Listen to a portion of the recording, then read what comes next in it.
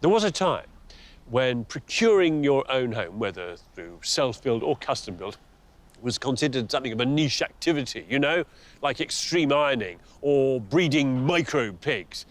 But now, everybody's doing it. It's taken off. That's in part thanks to this bold and innovative scheme, Graven Hill in Oxfordshire, where plots of land are sold by Cherwell District Council to prospective custom and self-builders to realise their wild ideas. This is really good. Hope everyone's got their measurements right. It doesn't fit.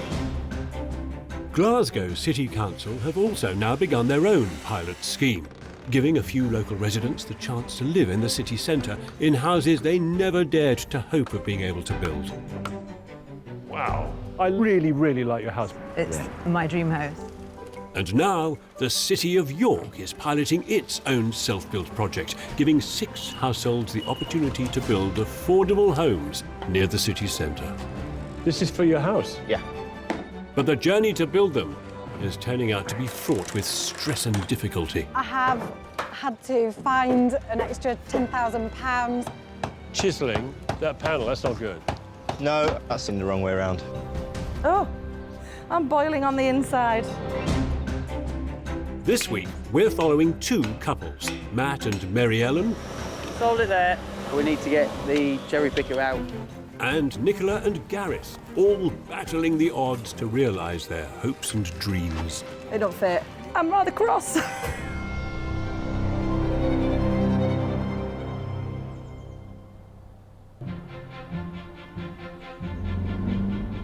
Nicola, a primary school teacher, and Gareth, who also works in education, like the City of York, and they love the material it's built from. The different colour of the brick is really lovely, isn't it? Brick. Brick's beautiful though, isn't it? Yeah, it's really tied in, isn't it? Really well. Really nice. They had to leave the city when their second daughter arrived, just to be able to afford somewhere larger to live. Wanted to come back. We always wanted to live in York. We both love York. You loved York when you were younger, didn't you? Yeah. Yeah.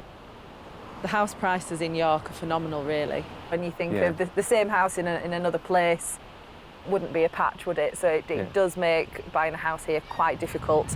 So, the City of York and a developer are jointly supporting this landmark project. The more than 10-acre site is near the city centre and will blend a mix of glamorous custom-built homes with social housing and affordable homes too, much of it around a village green. In one corner of the site are 6 parcels of land which they've sold to self-builders for under £100,000. They have to build below a certain height and within a certain footprint, but planning permission has been relaxed, giving a freer rein for people to build what they love. What is it you're going to build? So we are building a 3-storey, 5-bedroomed, detached block and brick house. Oh, a traditional construction. Traditional construction, that's what we like. For me, that's traditional is king. Yeah. What car do you drive? Is it a 1935 Morris? Absolutely. Do you know what? I would love one if I could get one, but unfortunately, it's just a Kia Ceed family car. The 1935 Morris will follow then. Yeah. Absolutely, at some point. Together with the pipe and the tweed jacket. The slippers are already there. Yeah, great. I like a man who lives by his creed, you know. That's great. So if you like conventional, are you going for something really quite traditional with banded courses in different colours? Modern, traditional, that sort of merge of we're still going for the anthracite windows, and we've got a nice piece of glass in the top, a nice triangular window at the top of the house. Nice. But it is going to be a red brick. House. House, Yes, yeah. I'm easy. I'm happy as long as it's done and it's a house and it looks like a house and it feels like a house. You're a dream man, aren't you? I am. Absolutely fantastic. I'm not massively fussy, no offence. So I'm just quite happy with, as long as it looks good. I have quite a strong vision, and when things aren't quite what I imagined, I find that a little bit difficult. Nicola and Gareth's 3-storey home will cost £300,000 and be built from blockwork and traditional red brick with conventional timber joisted floors. At the top, a pitched roof will be skinned in grey slate. Inside, the ground floor will contain a snug living room, a toilet, and an open-plan kitchen and family space that'll open out onto the garden. A guest bedroom and bathroom will span the front of the first floor, behind which a utility room and storage space will lead to Nicola and Gareth's main bedroom and bathroom, plus a walk-in wardrobe. On the top floor are their two daughters' bedrooms, separated by a second bathroom. One of the girls will get a large triangular window from which to ogle at everything happening on the wider development. This building will be the first you see when you approach the new self-built street here.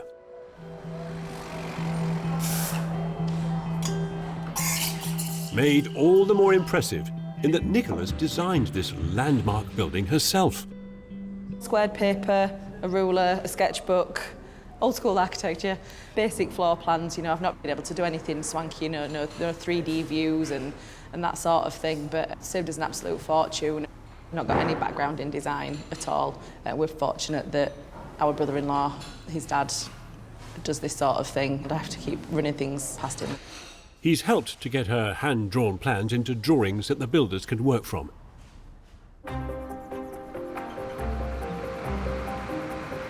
Three months later, the concrete lorries rumble in. For the first major slice of building action on the street. Normally concrete would be really boring, but laying the foundations for our house, it is very exciting. Being the first one is exciting, but also quite nerve-wracking, because I suppose you learn from other people's process. I suppose in a way we're guinea pigs. We're making sure that everything's right. As the concrete goes in, Nicola and Gareth's fellow guinea pigs, the other self-builders on the street, have informally gathered to mark the occasion. We're doing a steel frame construction. Right. And then brick on the outside, render at the top. Right. Are you doing that yourself? Yes. So Nicola and Gareth, we are a brick and block traditional build. We have already started. We've got the rough foundation finished off today.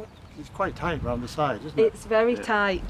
It's just nice to see who your neighbours are going to be and just to chat about, see where we can work together on the builds.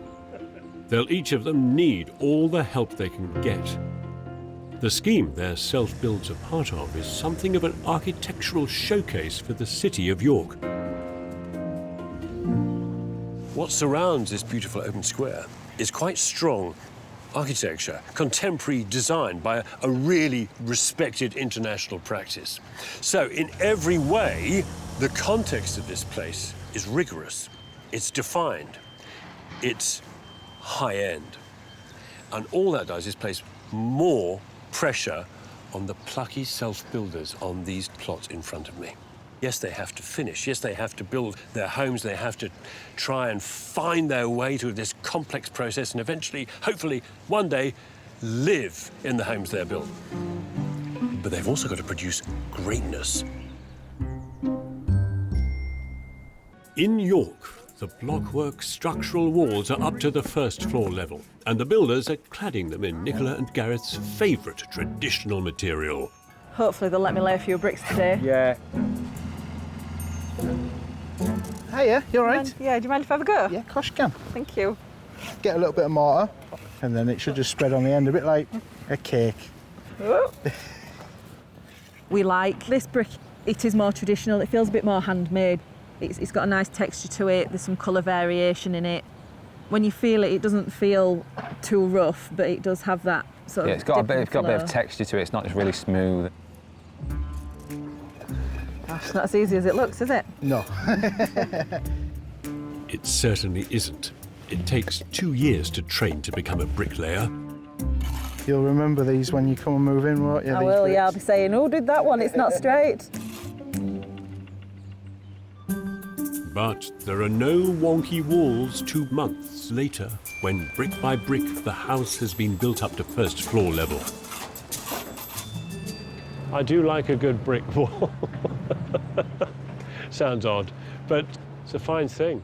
You know, they're great bricks. You know when they'd squash the clay into the mould and it sort of creases, crinkles? Yeah, it's that nice ripple effect on there. It's beautiful, yeah, we really isn't it, like that? that. Yeah. That was And one of the things that drew us to this brick. And a little nibble on the edge where, again, it just hasn't fully squashed into I the think mould. it helps them to age better as well when they've got a little bit of character to them and there is some nibbles, and the building generally ages a lot better. The variation in colour is something that we really like. As the very first of the 6 flagship self-builders here, Nicola and Gareth were determined that their building should stand out and be different from the developer houses around. We were a little worried actually with those being red as well, that ours would, because they were the self-build ones. When we designed how different this, is it? we didn't know what these were going to be like. Yeah. So when we first saw them, we were a bit concerned that, oh, they've gone for a similar colour brick and it's got that variation. But we've got the anthracite windows. I think it will look different and it'll be fine. It's nicer. Better quality. Yeah.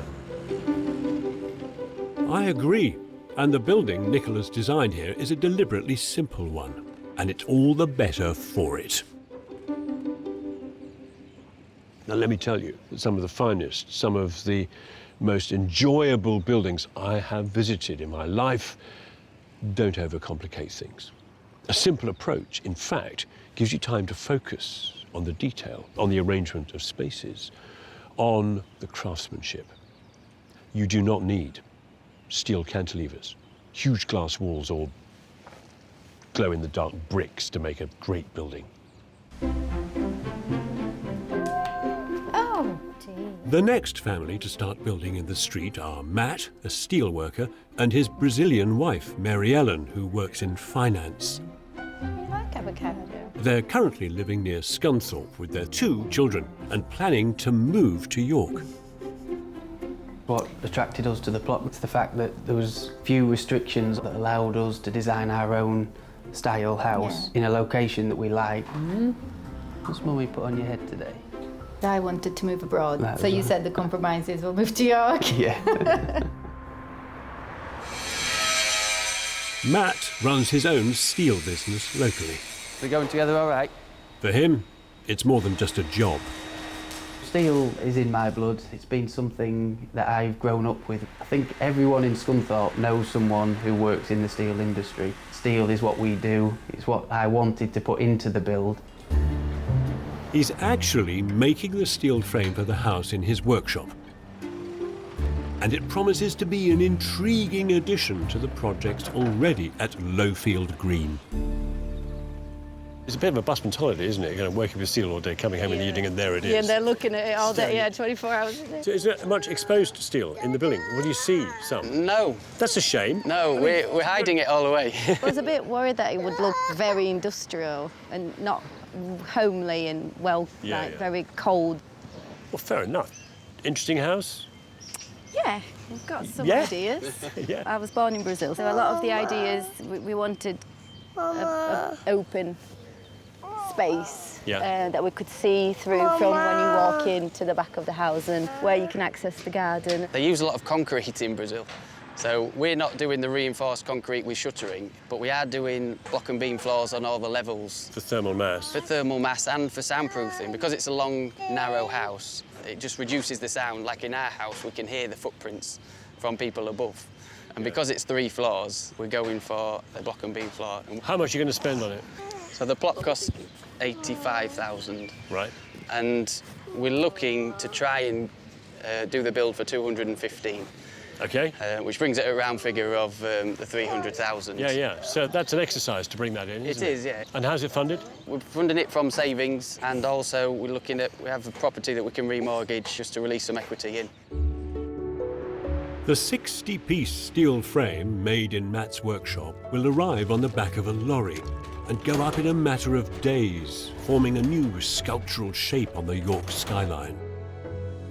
Infill timber panels, doors and large windows will fill the frame, be externally wrapped in insulation and then clad in a mix of dark brick and timber on the first floor and a light grey render on the second.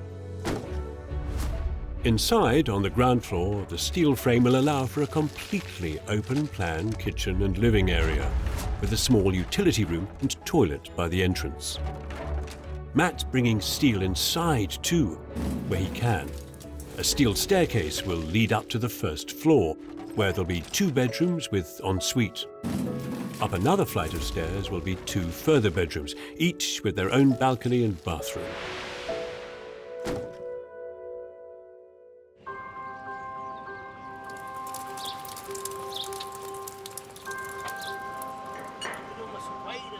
On a rainy, wet winter day, Matt starts to put up his steel frame. Good. Oh, hold on. Try that now. In a muddy swamp. This is not ideal. I mean, the guys are doing really well. It's very wet, it's slippery. We had a lot of rain. We're expecting rain this afternoon, so we do the best as we can. The greatest concern is making sure the steel frame is level, which it isn't. There. So we need, that bottom end still needs to tap out a little bit if we can then. So, in appalling wet conditions, Matt and his team pack under the columns, unable to see what they're doing. A bit more this way, Chris, yeah? Just take that one up a bit, Phil. It's quite an ordeal. Bang on there. With the vertical posts in place, a team on the cherry picker can install the horizontal beams above.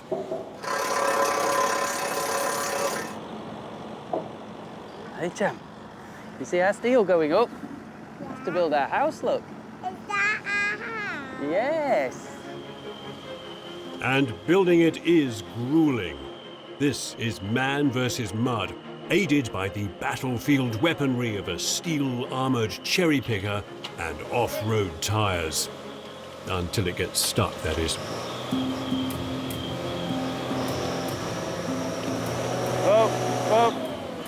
Just wait there then, Chris. We need to get the cherry picker out. As luck would have it, Nicola, 5 doors down, offers a hand. Her builder happens to have a digger on site.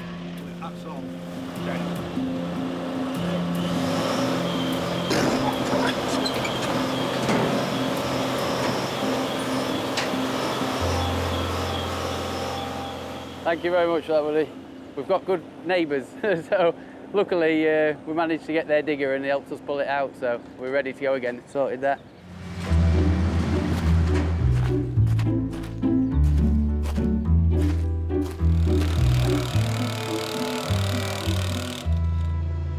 One day, somebody will invent the levitating house, and until that point, buildings will always need to get out of the ground. And there will always be this horrible, muddy, miserable point in a project. Yuck.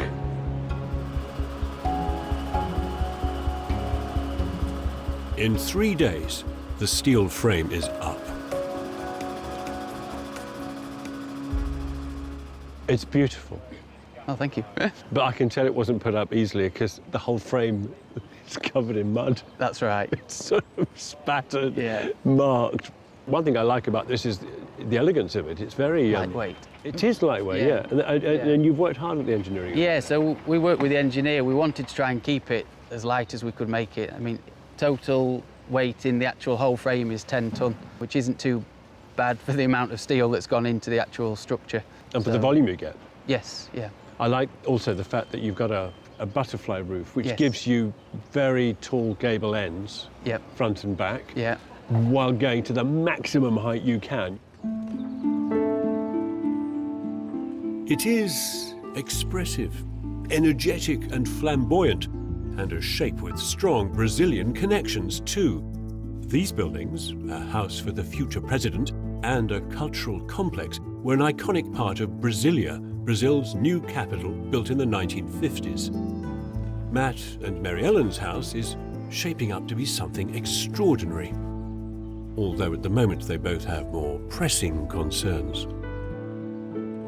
My wife's mother has just been diagnosed with cancer, so it's hit quite hard really. She's a big part of our family. She's a grandmother to our kids. She sees a lot of them. It's still sinking in really. It'll take a lot of time and effort from you too as well, won't it, to help look after her and support her? Yeah, so with me travelling to and from the site as well, I need to be wary of supporting the family at home. It's full go at the minute. Things have a habit of coming in multiples, don't they, you know? The stresses in life. Yeah.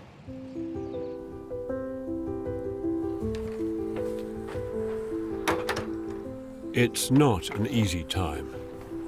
Getting up at 6 in the morning to get in the car to drive to site, making stops along the way. Most of the days before I go, I'll usually be a stop at tool supplies or some merchants just to get something for the guys.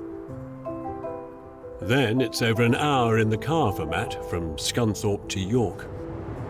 It is longer days, it'd be nice to be a bit closer to home. This drive is becoming a lot more familiar now. It does take a bit of time, so when you're working full-time as well, trying to squeeze that in, it's a slight complication. When he arrives on site, the tight self-built plot is completely jam-packed. Turned up this morning and it looks like everyone else has turned up as well.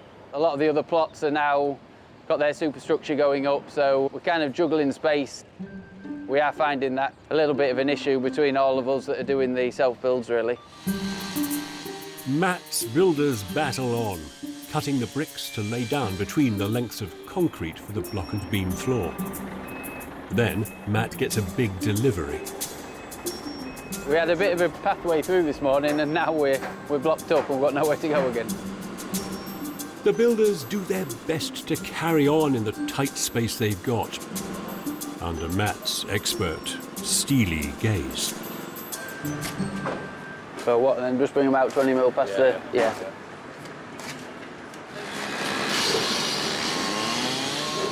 He's only just got going on site when the office calls. Hello, hi. I'm just out in York at the minute, so I wasn't aware of this one. Yeah, I'm going to struggle. We have to go and get something done. Sometimes work jobs have to take priority, especially when there's a deadline to meet. It's fun and games really today. And juggling. Juggling is one of the most important skills to master when you're building your own home. Keeping a project running demands singular, relentless focus, and being pulled in too many directions is one of the worst things that can happen. So, self-build is one of the most demanding things you could ever do. It involves making tens of thousands of decisions, involving yourself in really complicated building processes and regulations. It is highly demanding. And for most of us, the reason it is so demanding is that we have to fit it alongside everything else that we do.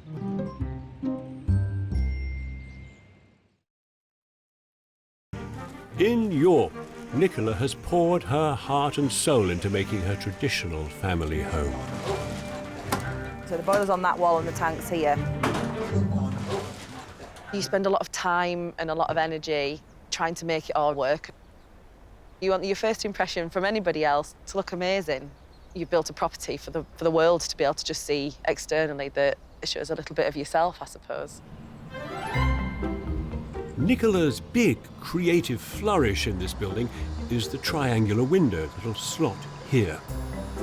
She's put months of time, energy and effort into designing and thinking about it. And it's arrived today. Oh, Jesus Christ. You see the white sealant? It's going to be really visible. But it's not good. I'm rather cross. I'm boiling on the inside. However, Nicola is not going to send it back. I'd rather the windows were in, because having the windows delayed delays everything else. So, wasting no time, they manhandle the windows up. Careful. Got it, yeah? Just watch, because you've got handles on inside here, so just be careful that they don't get caught. There, Jim. Yep. It's a relief when it arrives safely, except... You're joking. They don't fit. It's a mile out. Tomorrow,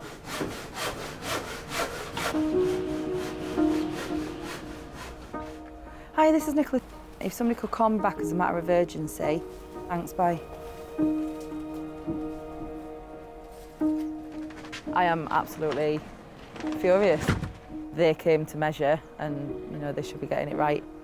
It's just really frustrating and infuriating because we're all good to go with everything else and everybody else has lined up, and the delay on this then holds us back with everything else.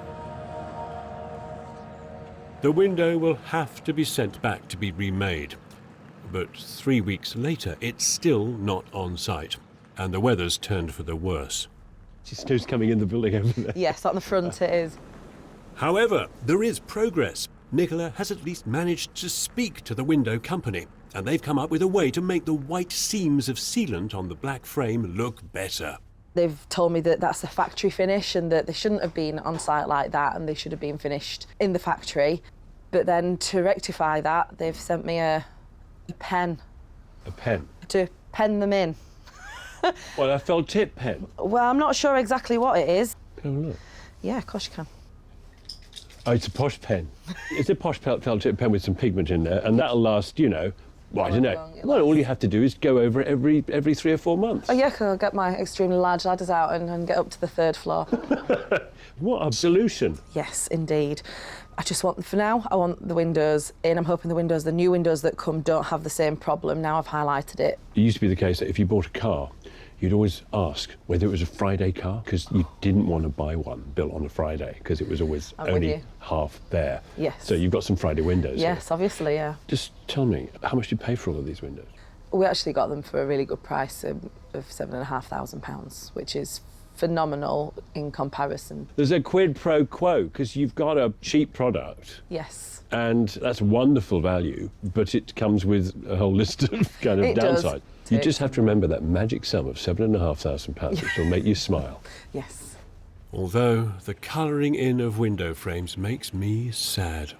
I can think of at least a dozen things that you could do with a felt tip pen on a building site, like filling in an important Gantt chart on the wall of a site office, for example, or graffitiing a digger.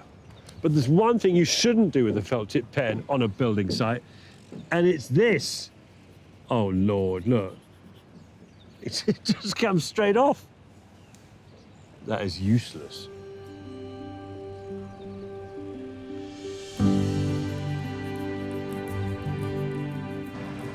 Meanwhile, 5 doors down, there is nothing impermanent about Matt and Maryellen's project. You're a man of steel. Yes, that's right. Aren't you? You know, I couldn't call you a lightweight in any way, could I? Heavy steel. Heavy steel, heavy concrete. It's not going anywhere. No, it's not going anywhere. In terms of steel being visible within the building, is it? Where are you with that discussion? We haven't decided yet. Do you fall into 2 camps here? I mean, is one of you more pro exposing it, one less? I kind of wanted to put a steel staircase in and then leave some of the steel exposed on the staircase rather than the main frame. Whereas you maybe want to hide more of it than me. Yeah, I think it looked a bit industrial. They're filling in the steel frame with timber panels. And part of the insulation strategy is to fill the panels with this extraordinary stuff. It's weird, this. It's like a honeycomb. Yep. It's like an accordion. Right, yeah. So presumably, I mean, this works by trapping the air in all of these cells. Well, that's it, because you've got foil, then you've got styrofoam foil, and then must have 10, 15 layers worth. It's about 10 mil bigger, so when you push it in, it really keeps it nice and tight, and then it keeps itself held up, so you don't have to use any tape, you don't have to use any glue. It's get it airtight without tape. Yeah. This is really tightly placed. That's it, because... Well, there we go. It's good. What can I play you? What shanty would you like to hear? A happy song about windows, maybe. As Matt starts to get his in, after a month of waiting, finally Nicola and Gareth's triangular window is remade. This time, it fits. They're watertight, but the pressure's not letting up for Nicola. It's hard to split yourself into, you can't be in the classroom teaching the children, all eyes on, and then just stop to take a quick phone call from whoever it might be that needs to speak to you. Been a bit of a juggling act. However, at the weekend, Nicola's time is her own, and she's getting stuck in, spray painting the house. I quite enjoy painting and decorating and all of that sort of thing. She's never spray painted before. First results are dubious. So how do we stop it being blobby? Nicola scours the internet for answers. Gareth studies the paint mixer.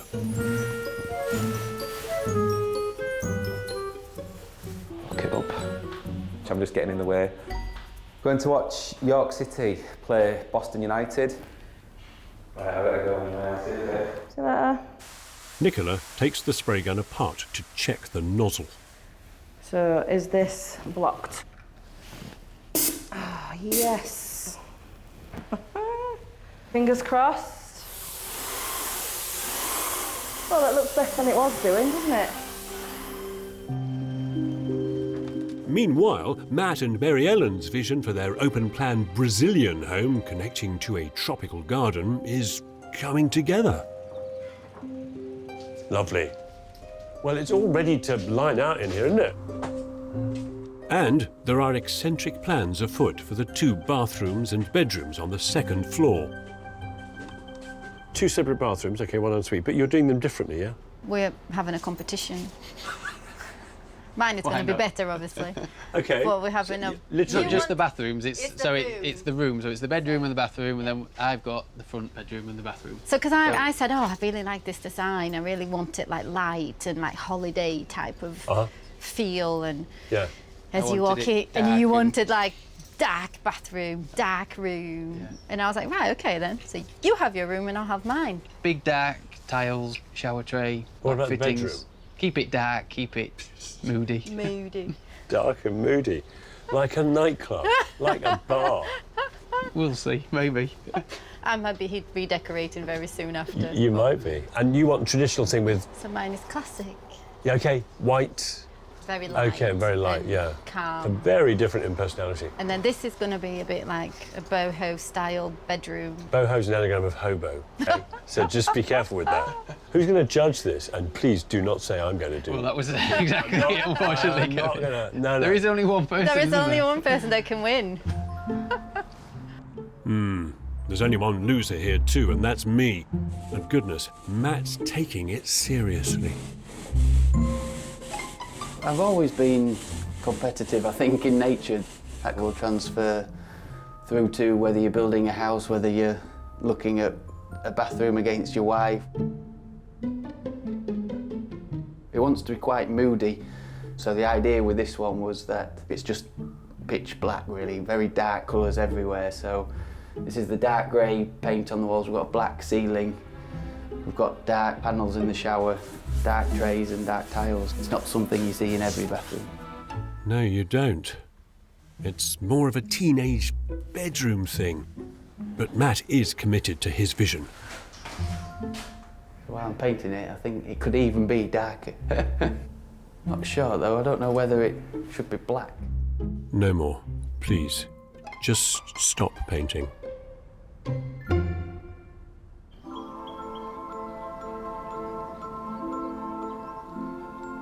The thing that I love about self-build is the wonderful opportunity for self-expression that it brings. The opportunity to build something in your own image and fill it with the things that you love, that make you happy. And so Nicola and Gareth here, well, they've built a very unashamedly traditionalist red brick house. Why not? And at the other end of the street and other end of the scale, there's Matt and Maryellen, who are building this house full of almost competing ideas. I mean, Brazilian light and space, projections, balconies, connection with the outdoors. And on the other hand, Matt's obsession with glutes and darkness and Scunthorpe steel. The more I think about those ideas, the more I think they just don't hang together. Weird.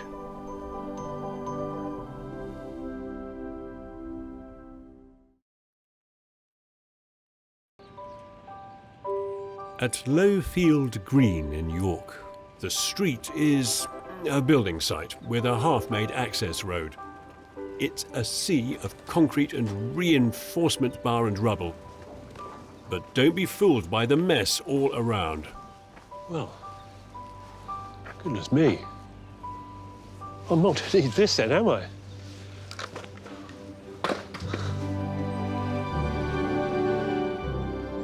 This looks delicious. Brazil nuts wrapped in York chocolate with a butterfly roof and daring shapes, projections, colours and textures. With a lot of energy and conviction. It could win first prize in the Architectural Carnival Parade here.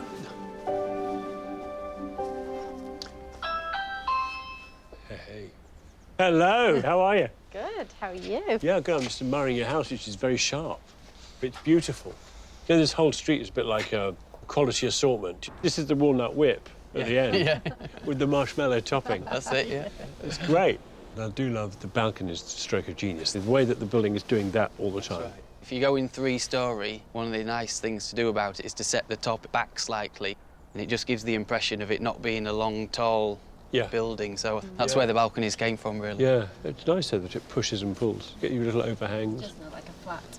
No. Yeah. Anyway, can we have a look inside? Yes. Yeah. Sure. I'm looking forward to this. Oh, it's much softer than I expected. Refined and beautiful. Oh, it's really lovely. Very big kitchen.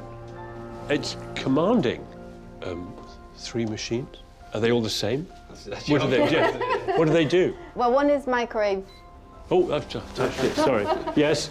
Often there's that temptation, isn't there, with smaller spaces, you know, where you've got a confined footprint, to make the kitchen smaller, but you've really pushed the boat. That's what you wanted, wasn't it? Food is important. I think it's great, because most people live in their kitchens anyway. Especially when it's so wonderfully bright. Light pours through the glazed sliders and side windows and bounces off the white walls. It's like being on holiday. You said when we first met, I'd really like to move abroad. And then Matt said, OK, well, let's move to York then. I think he misunderstood, because English is I said country. And Not county. Yeah. That's kind of the effect that we were looking for. Yeah. Maryellen always had that vision of wanting to try and get the impression, the effect of being abroad. So that was always what my kind of take on it was.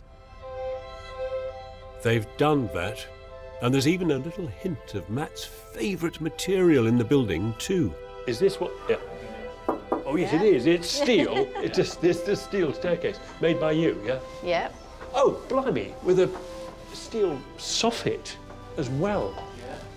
That is core 10, is it? It is. Oh, and decorative at that.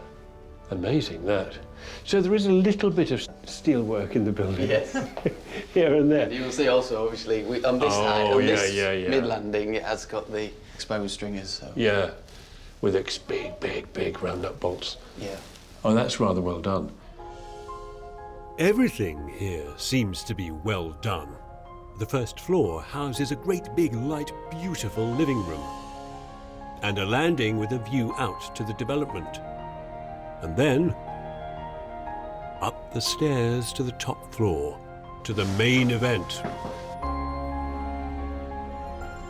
The really interesting thing on this floor is the bathroom competition. This is yours. Is that right? Yeah, this is my room. Thanks for the message. I love it. Oh, I particularly love that skylight. Ah, that's the best thing. To be able to shower and see the sky, look up and have that privacy, that's beautiful. You know, even sat on the on the john. You can have some thinking. You know, you can sort of contemplate the stars. You can hide from the kids. Yeah, it's very high marks. Very lovely. So from oatmeal and rattan, we go to black ceiling. A lot darker and more moody this side. You're closet goth. This one's gone to the dark side. That's right. That's the Jedi bathroom, and this is the Darth Vader bathroom. So I'm going to go for the white bathroom, only because at my age I need 5 times more light than you do to see anything. So I'm just going to bump around inside this and swear a lot. Light and bright wins it. But they're both beautiful. In fact, the whole house is triumphant. Oh, I could almost be in Brazil. Or Yorkshire. Or in Brazil again. Doesn't really matter because this house is so exuberant, it is so relaxed that it could probably sit happily anywhere in the world. Which makes me realise that, of course, here, its setting is somewhat traditional. I mean, in the UK, we, along with other North European nationals, Danes, Swedes, Norwegians, we're a little reticent. We tend to speak with our mouths closed a bit. We cross our arms to keep warm. Whereas, of course, further south, it's a different matter.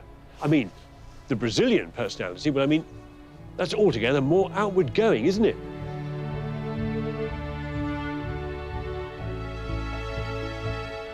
From one end of the street to the other, 5 doors down, Nicola and Gareth's home offers a very different experience.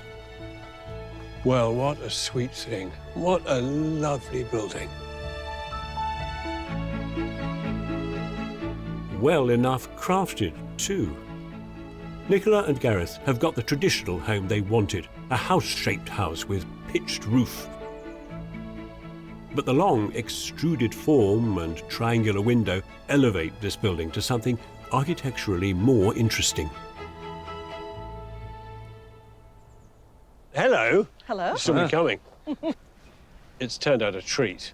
And I've always really enjoyed, as you go up, you know, the way you Bricky did that little projecting course just below the gable and the headers, the soldier course that runs around the triangular frame, really makes it. Yeah, it's a nice little feature. Yeah, it's really splendid. I see you managed to sort out the windows. Yeah, took us a while. we got to penning it in ourselves, didn't we? They never came and did it, so I was up on a ladder, quite precarious. Oh, Gareth, you've done your bit. It was a bit breezy. You've done your bit. And we can walk inside. Let's do that. All in service of realising their unique traditional vision, which carries on inside, not least in the layout. I just love the very old-fashioned idea of coming into a proper hallway.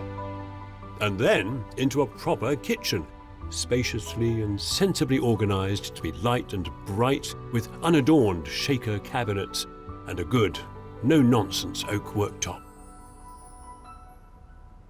It's very nice, very nicely laid out. Is that timber?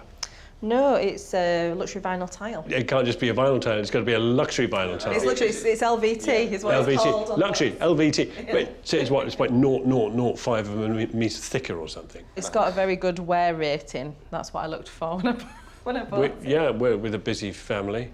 Pleased? I mean, is this everything you hoped for? I love it. It feels cosy and comfortable. I don't want to feel like I'm sat in the middle of a huge space. The house is a sequence of small spaces that embrace you. On the first floor, there's a guest bedroom, a brilliant utility room, a study, and a master bedroom. Then, up on the top floor, the kids' rooms, with the best seats in the house. It's into Eliza's room. Oh, nice. They're really good rooms here in this house. Yeah. They're all generous, aren't they? Yes, they are. Very lucky. And what a view over the green. That's Best view in the house, I think, this one, isn't it? Yeah. Eliza, can I just ask you, sorry to interrupt, what your view is about Mum and Dad doing this? I feel like this was a good thing. It has worked really well, and I don't think we could have been able to get this elsewhere. But also at the same time, it has been a little bit annoying because they've been having to work the whole time instead of going out and doing things. Congratulations, though. And well done for waiting so long. There is a lot to admire and enjoy here. More so because this is a house from the mind of Nicola herself. You have designed and laid out everything here, and yet what you've produced, the pair of you, is a house which is extremely functional, really ergonomic, really well thought out. It's even got a little sense of theatre as you come through on the ground floor from the front door. There's lots of stuff here which, frankly, you could pay a lot of money for. Yeah. And which many people forget to put in as well. I trusted you. None of the layout or anything is anything to do with me. My brain doesn't work like that, but I know how kind of methodical and how thoughtful Nicola is, and that actually that she probably could do it and do it quite well. She's very meticulous about things and measurements and everything.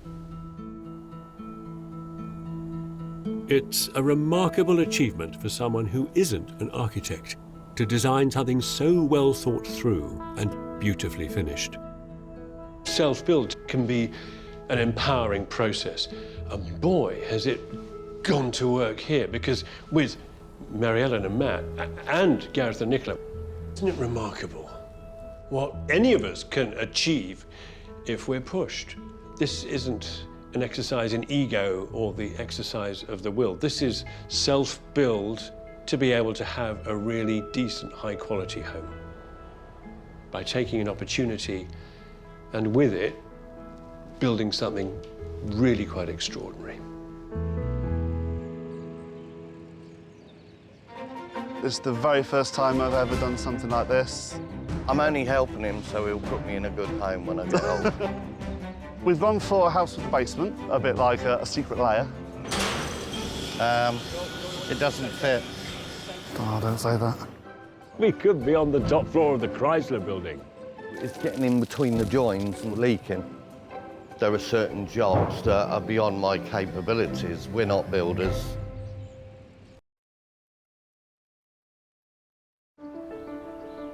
Graven Hill in Oxfordshire is the UK's biggest self-build experiment. Okay, lift it up a little gently, boys. Where plots of land are being sold by Cherwell District Council to budding self-builders so they can realise their hopes and dreams. This is monumental. There are now self-build sites across the country. In York, for example. This is really spectacular. We're all making it up as we go along. And in Glasgow in Scotland, where, alongside my co-presenter Natasha Huck, I'll be following the adventures of 4 brave households making their wild ideas real. Wow, it's amazing to see the grain. This time we're at Graven Hill, You got it. following the fortunes of a father and son team, Tim and Michael. There are certain jobs that are beyond my capabilities. We're not builders. It doesn't fit.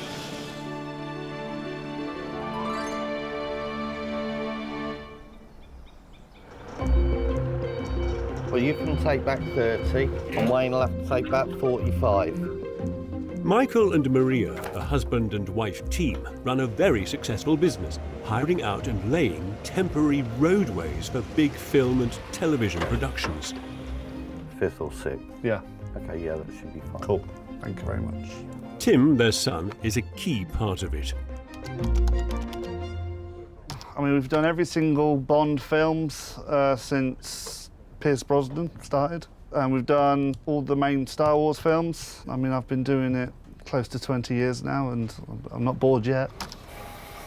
It's only going to get more interesting for Tim.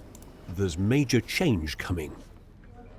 With myself approaching retirement, it's my plan that when I retire, Tim will take over from me and run the business, and I've every confidence that he will do that as well, if not better than me. There's also change on the horizon in other areas of Tim's life. At the moment, he lives in the Oxfordshire market town of Bicester. I live here in a one-bedroom flat by myself. It's a nice flat. I've lived here for about 6 years now, but I never thought that I'd live here forever.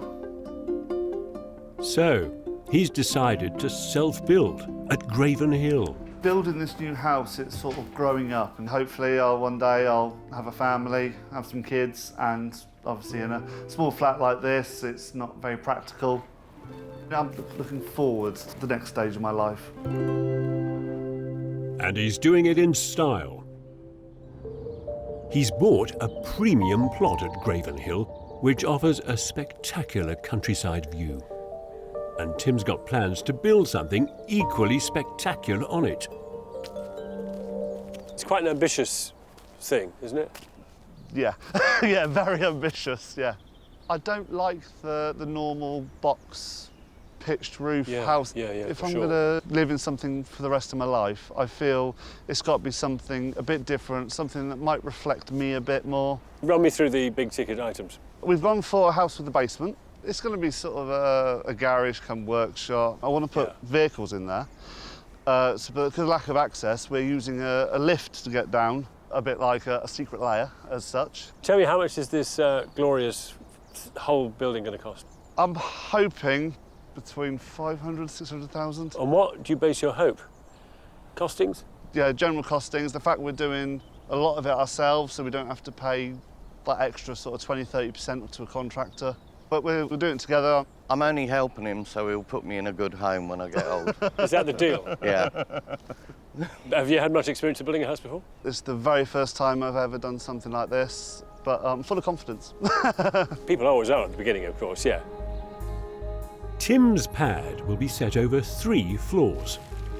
The main structure of this complicated building will be made from hollow styrofoam blocks, stacked on top of one another and then filled with concrete to form walls that are strong, airtight and insulated all in one.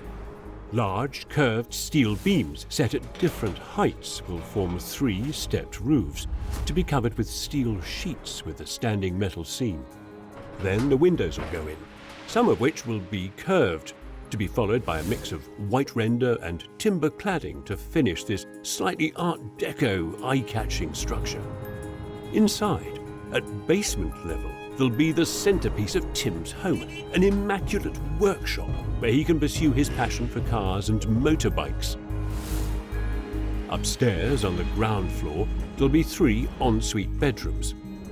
Then up another flight, you'll find the first floor open-plan, double-height, all-in-one living space, including a modern kitchen. A small balcony at the rear will overlook the garden, while at the front of the house will be a large, full-width balcony with views overlooking the countryside beyond.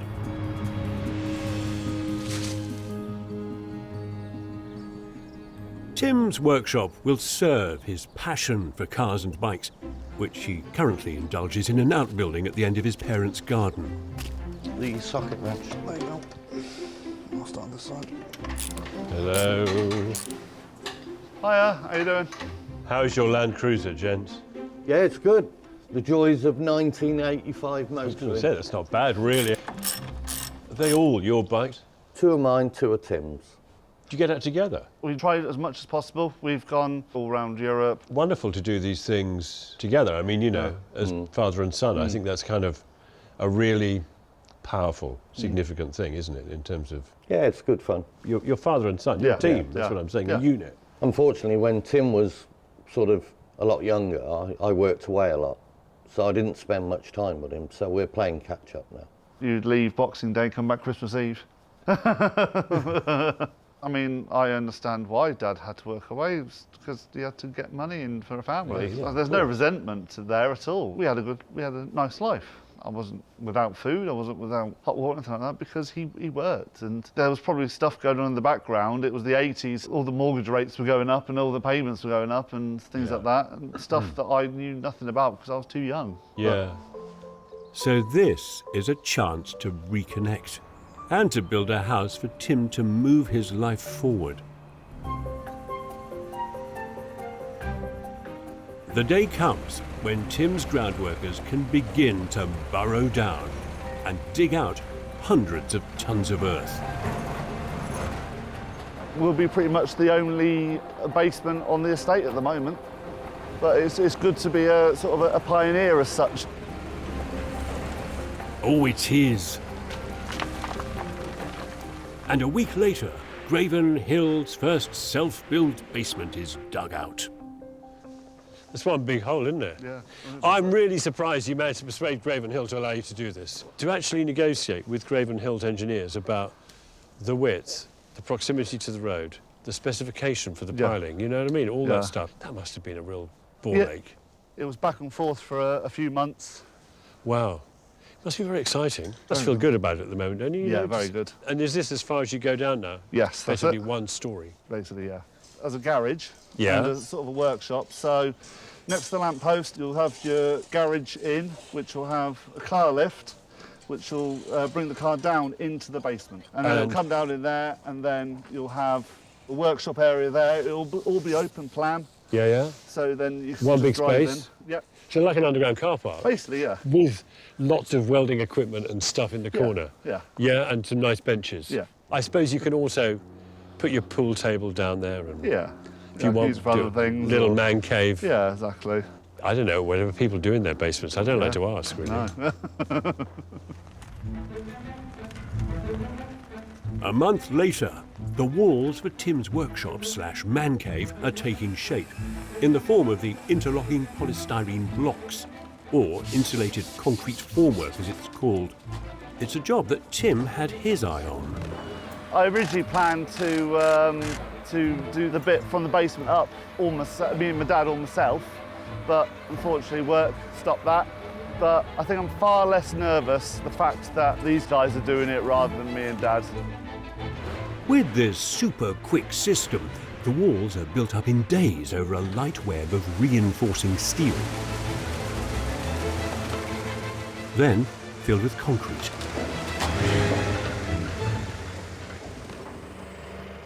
Tim, meanwhile, is focused on his pride and joy, the car lift. The all-important key to creating his basement workshop, which he's been storing at his workplace for a year, waiting to install it. Quite a large thing. I mean, the weight of it is a total of about 5 tonne. This is the first thing that me and Dad are actually doing together. Ah, may it be a moment to remember. So, Tim set off to site.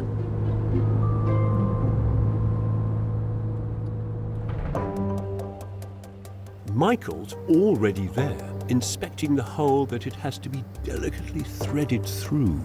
It's been measured quite precisely. I hope everyone's got their measurements right. The main thing is that we need to get it in place before the rest of the house is built. Otherwise, it would be virtually impossible to lower it into the basement. Tim arrives with the car lift, so the precarious work of lifting it in can begin.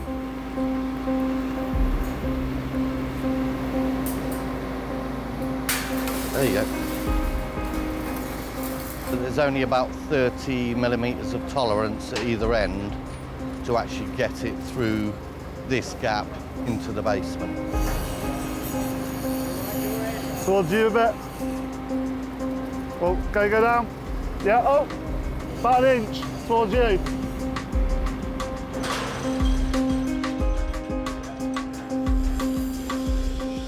It doesn't fit. Oh, don't say that.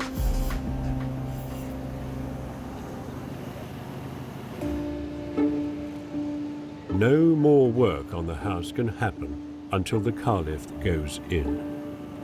This has got to go in here today because they want to start building the walls going up to first floor level. So what's the answer?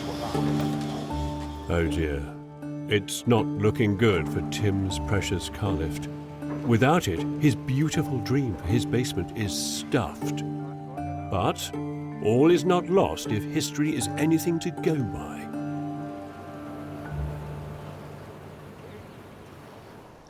The world of architecture has, over the millennia, enjoyed its fair share of mysteries. I mean, how, for example, was it possible to dig 2-ton pillars of rock out of the Welsh mountains and then transport them 200 miles to Stonehenge in prehistoric times?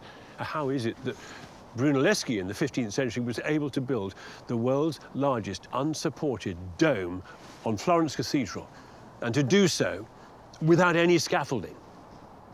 And then there was the mystery of Tim's lift. See, I think that is destined to be one of the great mysteries of all time.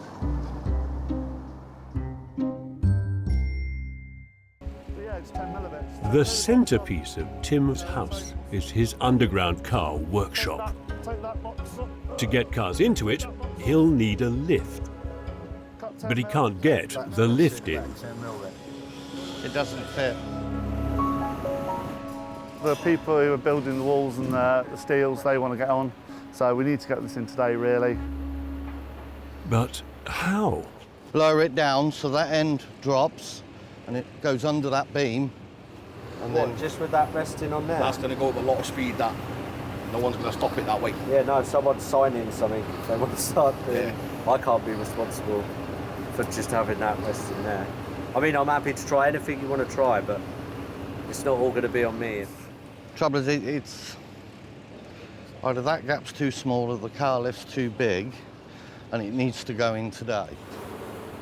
Then Tim has an idea. What we're going to have to do is just cut a bit off the thing. Don't make it sound so easy, mate. Always. It's always easy. So they get to work shaving the car lift.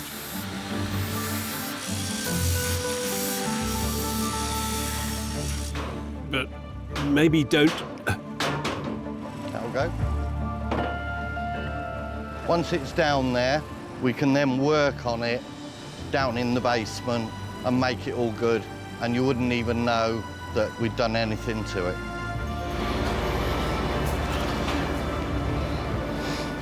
This time, it fits.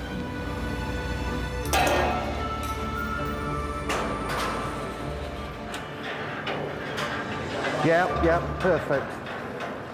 It's yet to be decided who got the measurements wrong, but we will investigate that and find out. But what a blessing they got it in.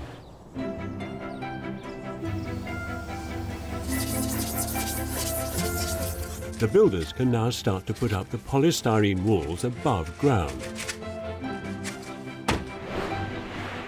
while I inspect Graven Hill's first self-built basement. It's big. Size. My word. Yeah. It's going to be quite James Bondish, isn't Yes. it? You know. Yes. With this. Yeah. Yes. With the. Now, this is astonishing. Yes. Is it a scissor lift? Does it work like that? Yes. And what am I looking at up there then? What's that? That's the top part of the lift. So it's not quite complete yet. So you'll have these 4 posts connected to the 4 corners, and it will lift it up. So it's like a sandwich. Yeah. So with the car in the middle. So it goes up, and when it arrives at the top, it's like a carport because you've got the ground and then a little lid floating on the top of 4 posts. That's it. Yeah. Then you drive out. Yeah. If you have it in the down position, you can still drive on the top of it. I've never seen one put in. People say, "Oh, I'm going to put one in," and it's one of those things like solar panels. People see it as a luxury, and the moment the budget gets cut, the car lift goes. So the basement gets built, but the car lift is never installed. That's just so exciting. Yeah. Tim's place will be a landmark building at Graven Hill. No doubt.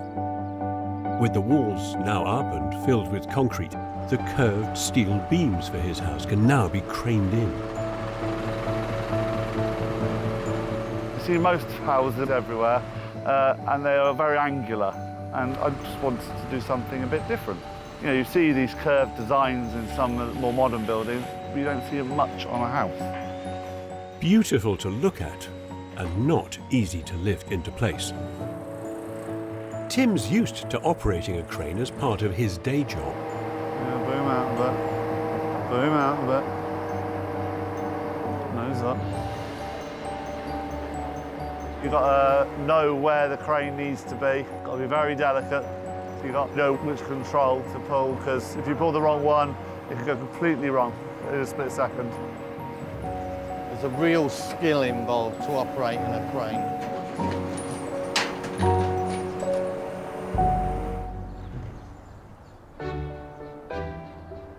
A week later, the curved steel beams are in place. They give the flavour of a building that hails from a different era. Oh, look at these shapes. The moment you start introducing curves into building, a strong Art Deco or postmodern flavour to it, which gives it a real identity. The 1930s has landed at Graven Hill. It's the only building here, and probably will remain the only building here. Looks like a chunk of American skyscraper. We could be on the top floor of the Chrysler building. It's heroic. I do like it where they meet. It's good, isn't it? It's very good. I think the window people don't really like it, but there you go. I bet they don't. They'll get over it. Are they promising you leaks? Nothing a bit of sealant won't fix. Very cool. And you're going to be underneath these shapes. I mean, you know, with them all expressed, it's going to be quite something else. The plan is when it's finished that the bottom of the beams will be on show. Yeah, yeah, yeah. Something a bit different. You're going to have to come up with a phrase other than something a bit different. Yeah? When people start talking to you about this. It's a bit more different to a bit different. You know what I mean? When I saw the drawings of this, I did think bizarre. And when I'm in the space now, underneath them, I think to myself just how beautiful this feels. Now, the complex and difficult process of building out the roof timber for these curved shapes can begin. And Tim and Michael are doing it by themselves. Okay, push towards me. They've never done roofing before. Okay, you're on. Are you enjoying it, though? Yeah. Yeah, it's all right so far. Loving Yeah, it. yeah, yeah. It gives you a chance to put your harnesses on. Yeah, you know. but it looks semi-professional. Yeah, it'd look better if they weren't brand new harnesses. Yeah. It looks like we might know what we're doing. Yeah. Which we don't. But this is sort of out of our depth. Give me a field to put temporary roadway in. Yeah, easy. We're eccentric, the fact that we're actually up here doing this. Yeah. And not just getting a contractor in and then at the end of it pat ourselves on the back, oh, look what we built. You're really having a go. More than that, they're doing it together.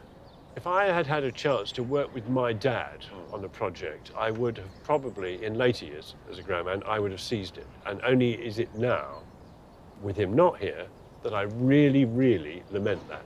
You're very lucky to be working together. I would really enjoy that. It's good fun. Yeah.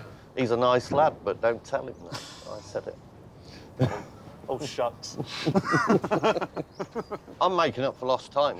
I can't imagine anything else than working with my family. I love it. That's an amazing thing to say. Yeah, I love it. I just have a good laugh with them. Don't you want to go off and do something on your own? Oh, go on. For now, this is a project for enjoying time together.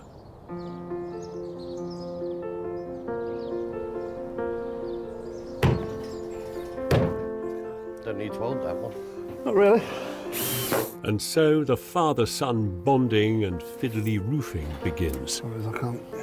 Yeah, 42.5. Tim and Michael start by building up the timber support structure for it.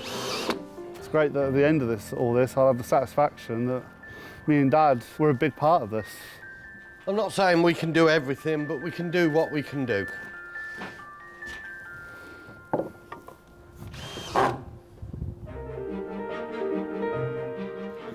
Mostly it's just the two of them, but for some jobs they need to bring in a friend like Alex, who's fixing the plywood for the roof, while Tim and Michael hold it in place.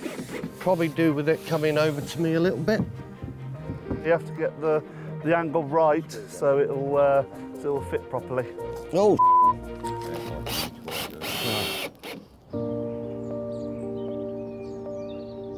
3 weeks later, and the temperature's dropped. Rain is forecast, but after so much intensive work, Tim and Michael are close to finishing. They're putting on a waterproof breather membrane and taping the joints.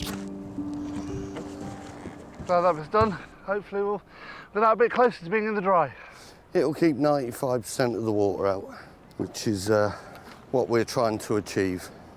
I hope so. The great test of Tim and Michael's roof comes a week later, as the heavens open at Graven Hill. But there's a major problem. Water is pouring into the building. I put the fabric the wrong way round, so when it's this way round, the water, as it flows down, will get underneath these joins, and that's what's happening. Whereas if we do it the other way and overlap it, because water doesn't run uphill, you've got a lot better chance of getting it watertight. It's getting in between the joins and leaking. The water ingress has soaked the plywood through completely, damaging it.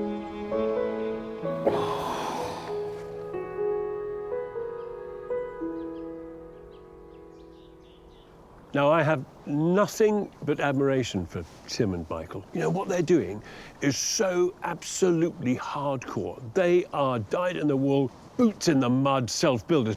Absolute kudos to them.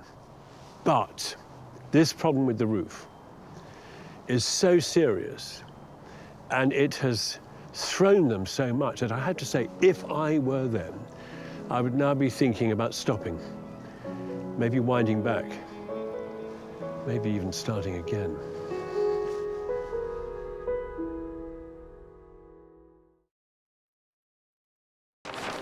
At Graven Hill, Tim and Michael have brought in a professional builder, Rick, and his team to take over the work.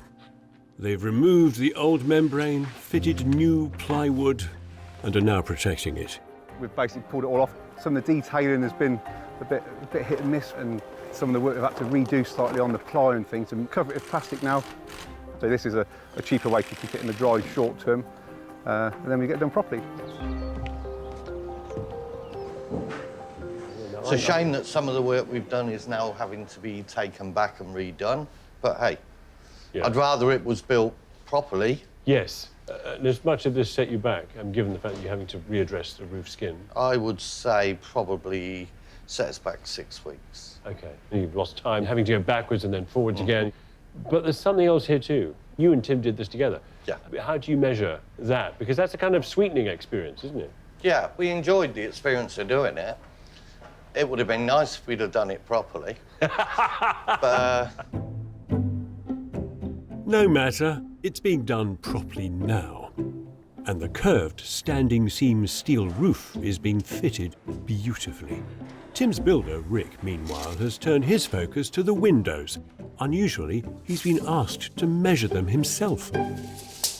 Normally the window company come out and do a survey, but they've asked us to do some measurements because we've got unusual curved elements of it, so we'd like them to come and do it. But they don't. Instead, they keep asking for more and more details.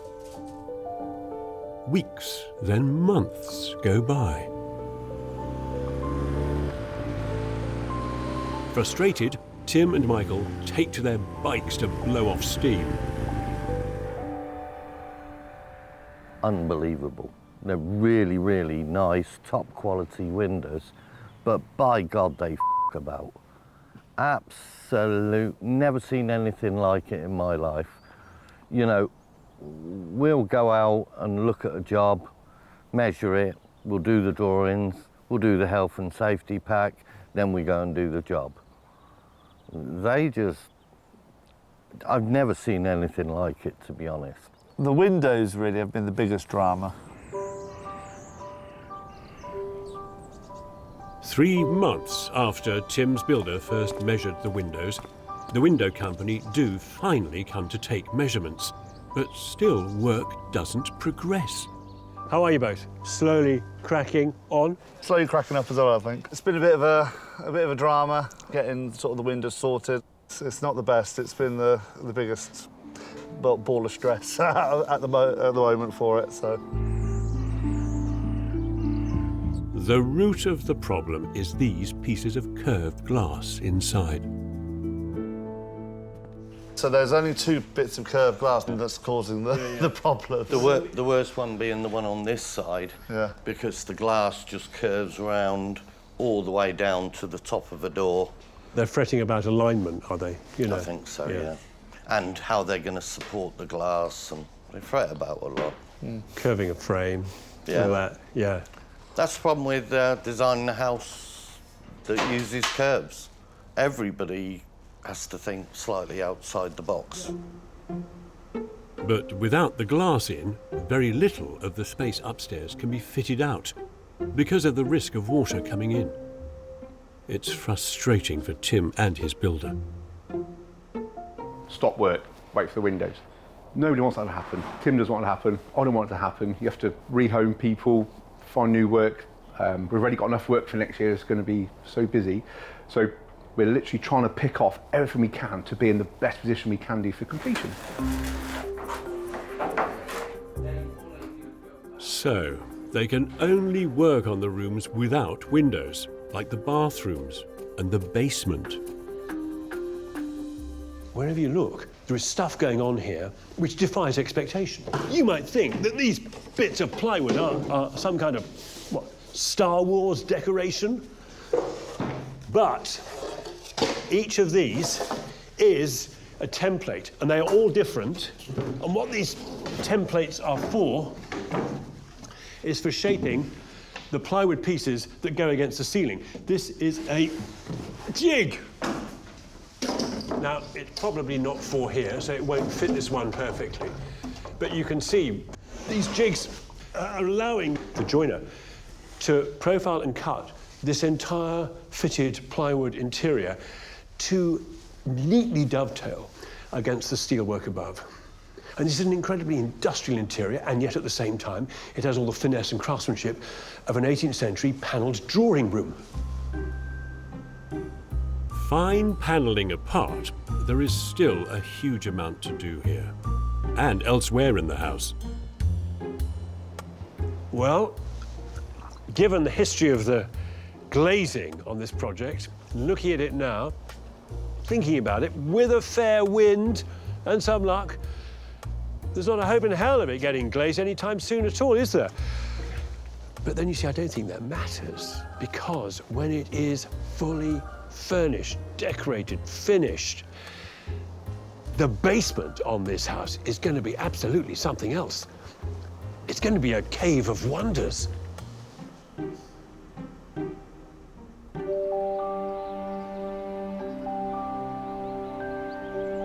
Four months later, I return.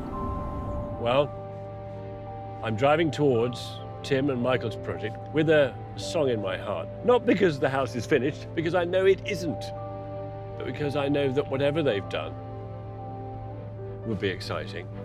Without any windows in, work on the outside hasn't progressed, although Tim has now appointed a new window company.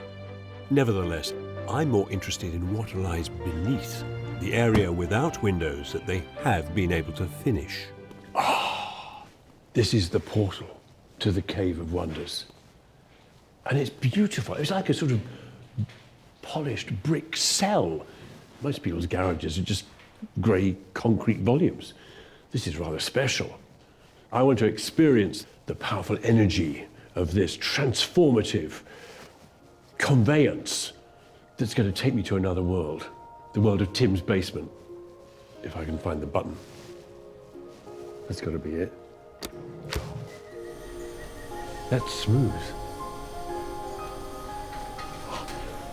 And the world beneath comes into view.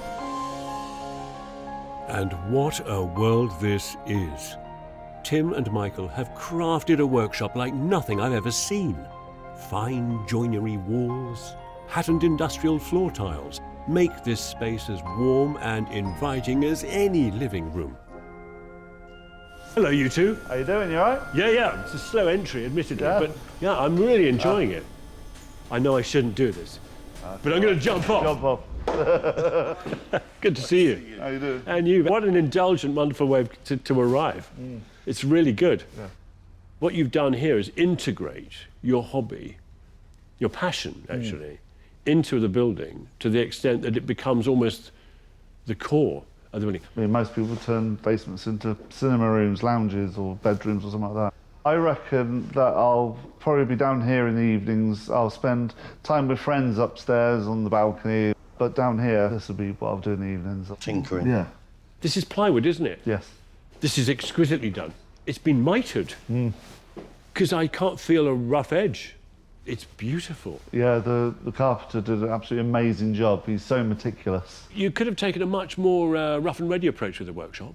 So why do all this? Basically, I'd like to work in a nice environment. The small things like that mitre thing, like the fact that the lift here is level with the floor. It's to make things looking nicer and to make life easier. Yeah. Now this is something that I noticed hasn't been so apparently necessary to you in your workshop. Oh, that is a real mishmash. But is that how you like it? Or would you have liked to have built this? To be honest, I've never known anything else, and now I've seen this, I want this. You've had a taste of paradise. Yeah. Everywhere is immaculate. The area they're using for tool storage is as organised as any I've seen. This is as beautiful as any kitchen. Yeah. What's the action on the drawers like? Lovely. Oh, and look, the cutlery tray. It's beautifully furnished. Have you used much of this stuff? I've used bits and pieces, sort of at work and stuff. Oh, vernier gauges. I thought new workshop, new tools. How exquisite this all is. This excites me far more than any set of kitchen utensils, you know. Upstairs is still a work in progress, but among the wires, pipes and chaos of building, there are remarkable surprises. And what's in there? It's our main bathroom. It's a bathroom showroom. It's completely done. Yeah. All tiled. Because it's got no windows, we're able to do this one room. Because it hasn't got any windows, therefore hasn't been delayed by the window supplier. Yeah. Well, thank you for finishing it, because it gives me a glimpse of the future of the house. Yeah. There you go, a bit of time travel. There are hints of what's to come upstairs, too, in the living room, now plasterboarded out. The great curved walls and ceilings speak of Tim and Michael's relationship and collaboration. This just demands admiration. Well, what a roller coaster of a project this has been. And it hasn't finished yet. It's also been a great privilege, great pleasure to get to know Tim and Michael as well. Do you know, here at Graven Hill, there are so many ways of getting a home. You can buy one, you can rent one, you can work with a social housing provider, you could buy a kit form house or a custom built house from a firm in Poland, or you could actually go the whole hog and do a proper traditional self-build like this. And how do you know what a self-build looks like? Well, I'll tell you. A self-build is idiosyncratic, it is adventurous, and it is usually unfinished. At Graven Hill, there are many projects just like Tim's, which seemed hopelessly stuck at a certain point, but then managed to find a way through and deliver all the beauty and joy they promised. They are harder won, but that makes them the most special projects of all.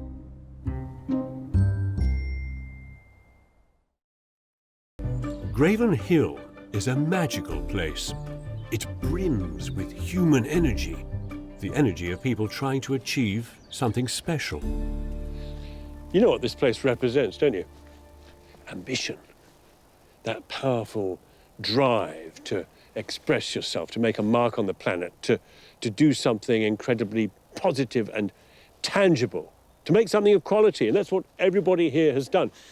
Every individual and household here has taken their own hard-earned money and with it constructed not just their own dream, but alongside it, a community. And for some people, of course, that comes relatively easily. For others, it can be a real slog. Carlos and Mighty overcame difficult money problems to build a remarkable Spanish-inspired home. We're going on this journey knowing that we're not going to be able to finish the house. But finish they did. Wow, it's great. John and Julia had to battle ill health. He's had a couple of funny episodes with his heart. But they managed to achieve their architectural pointy vision. That's really, really nice. But sometimes it's the small obstacles that create the biggest problems. Jitinder, who had ambitions to build a Hollywood-style home at Graven Hill, couldn't finish because he couldn't pour his resin floor. I've hit the iceberg. I can't do anything else. It's not dependent on anything now. It is black and white. It really is. Got to wait. Nothing else we can do.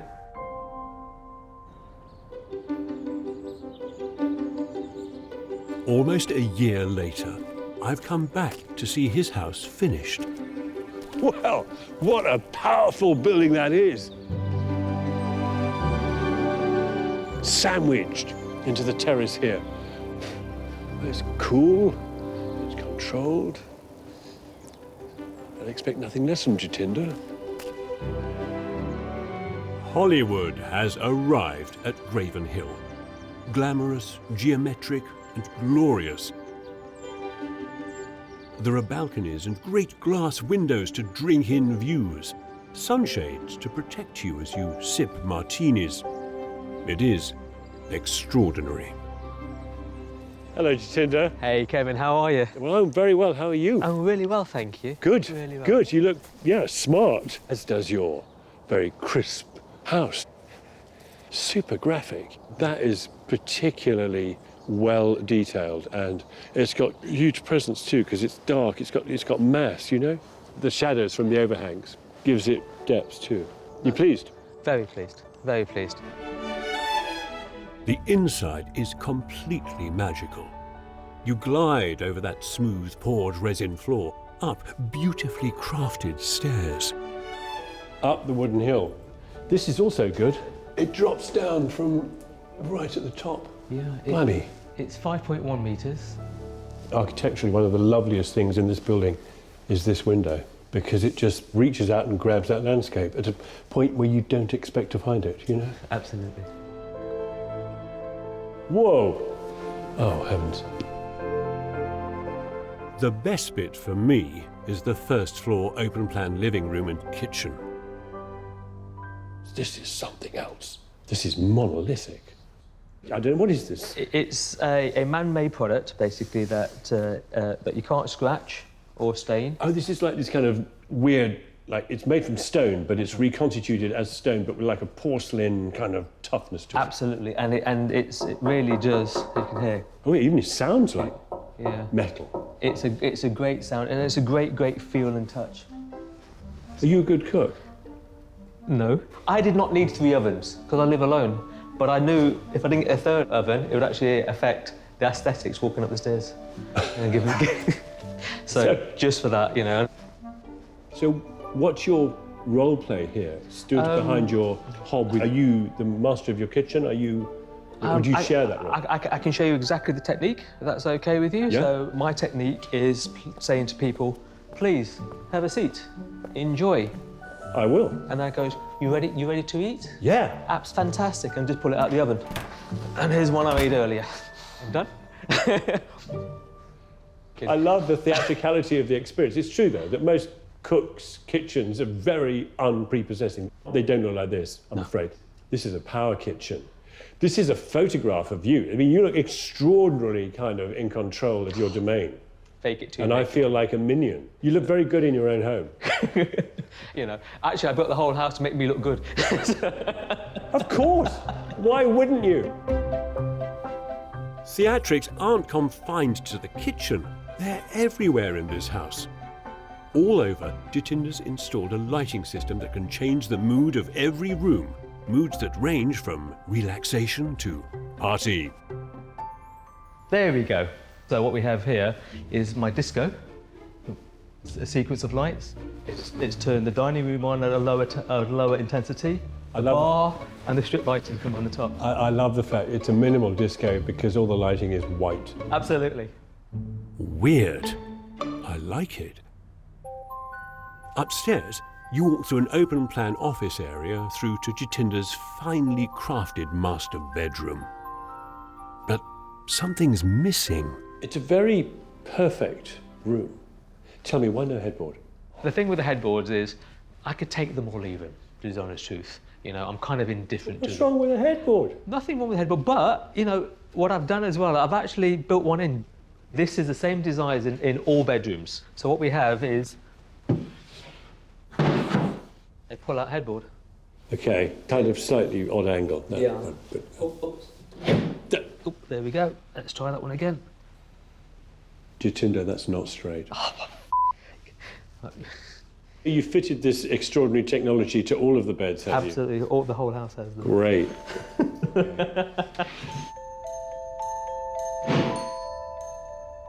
But don't be fooled by wonky headboards. This is otherwise a supremely well-made home, jam-packed with clever craftsmanship.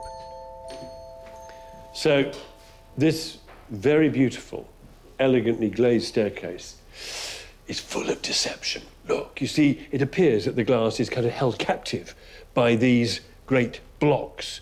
These blocks actually have a little bit of extra timber placed on the end of them, and that is holding the glass and all the fixings for the glass. It's all hidden inside, hidden behind this cover strip. Clever, that. Secondly, though, this piece of steel running down here is so elegant. It's so straightforward and simple, but it's doing a huge job winding its way up through the building. It has to look beautiful because it's being seen from below as well from above. It's really naughty. And like everything else in this house, a joy to walk up and experience. It couldn't be more different to the small flat that Jitinder previously lived in for 26 years. I want to know how you've changed. I want to know how the building has changed you since you moved in compared to where you were living before. Are you still getting up at 4:30 in the morning to go running and walking? And I'd like to say yes, but the answer is no. Not yet. I think I'm enjoying the fact of the downtime. So the building is so relaxing, it's made you less healthy? Basically, yes. Yeah. So this is rigorous mantra, the kind of tight routines of life have relaxed a bit? They have relaxed a bit. Jitinder lived on his own in Reading with no community around him. Here, it's a different world. I know more people at Graven Hill that I knew locally in Reading, and that has been fantastic. I never had that before. Yeah. I was getting concerned a little bit that I would become this hermit old man and, you know, surrounded by cats and somebody would pick up my body 6 weeks after I died, kind of thing. I don't think it's going to happen here. I think around here as well, you've also got people with the right attitude, because if you're going to build your own house, you have to be of a certain mindset. And it's lovely to be surrounded by people with a very, very similar mindset. Jitinder is more rigorous than most. He's a man driven by the relentless pursuit of perfection in pretty well every aspect of his life. If the devil is in the detail, then, as Mies van der Rohe said, God is also in the detail.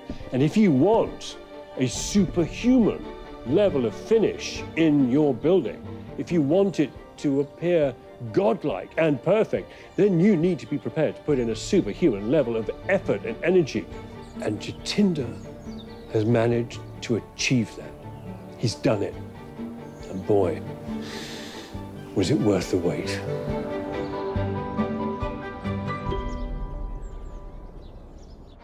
Next time, we're following a couple building separate houses, 3 doors down from each other. It's a really nice way to transition to being closer together. If I get it above scaffolding before wind blows it. I will probably be at Jane's a lot. I need to buy a longer bed. I'm not ridiculously tall. I'm not classified as a giant.